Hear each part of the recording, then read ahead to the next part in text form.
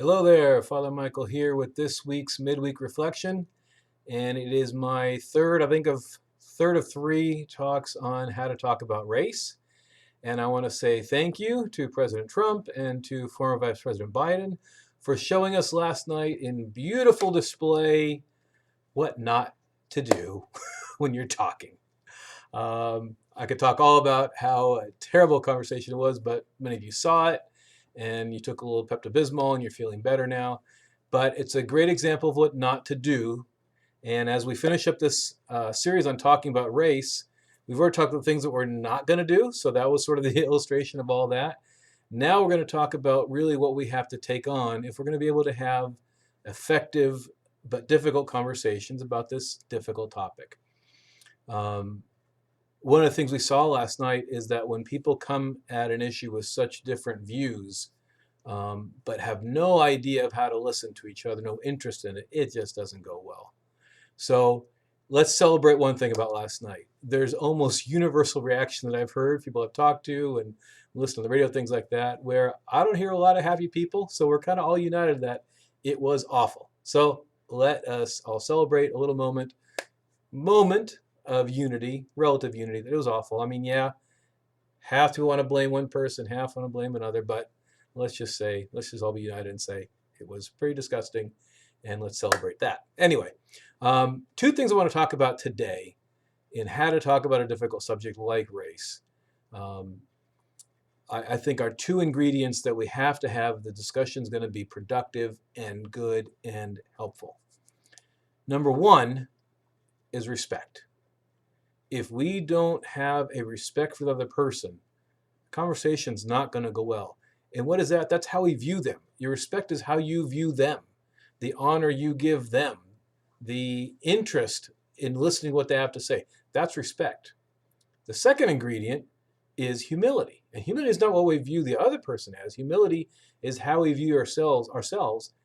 And the question is, will we limit how much we're going to honor ourselves and be open? Be open to what? Be open to learning the fact that we have faults, that we can be wrong, that what we thought were our facts can be wrong, and that other facts actually show our facts to be wrong.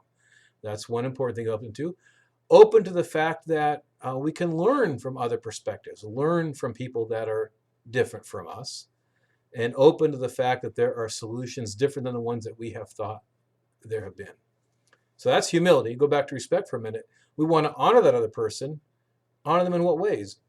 Assume integrity. If we don't assume the person has integrity, if we assume that they are a person that lacks integrity, we're not going to be listening to them and hearing what they have to say. So until they prove otherwise, assume they have integrity. Assume they have good intentions. Assume that what they want is a good thing, even if you don't maybe like what their view is or how they go about it. Assume they have good intention, at least for the purpose of discussion, so you can talk. And assume that their interest is in the right place. Assume that they're interested for good reasons. Again, until you're proven otherwise, start with that. Start with a respect that honors them as people of integrity, of having good intentions, and that their interest is in the right place. So, respect for the other person, humility in terms of how we deal with ourselves. So, practically speaking, how can you have a good conversation about race?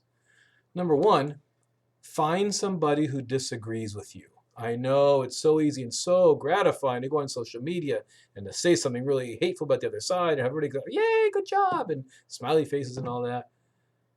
All you got to say is, I want to have a good conversation with somebody. If you disagree with me, let's talk.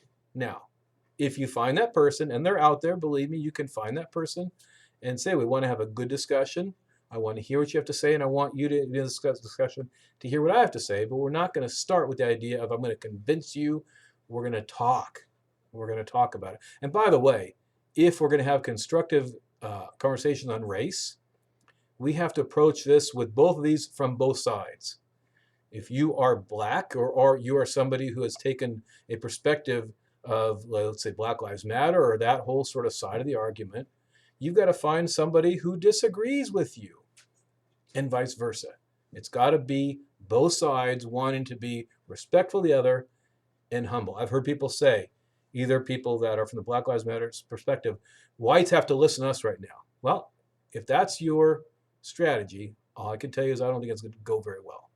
Yeah, you can tell me for 200 years and 400 years you've been disrespected. All I can tell you is until two people in a conversation both have a respect for the other and a humility for their side in it, I don't think the conversation goes well. And sorry if you think that's racist of me. You're going to think what you want to think. All I'm just telling you from my perspective, both sides of the conversation, both people have to have respect for the other, humility for themselves. So yeah, find that person. Like I said in the first part of this, come ready to listen. Primarily, your goal is to listen. It's not to convince. It's not to bring all. It's first of all to listen.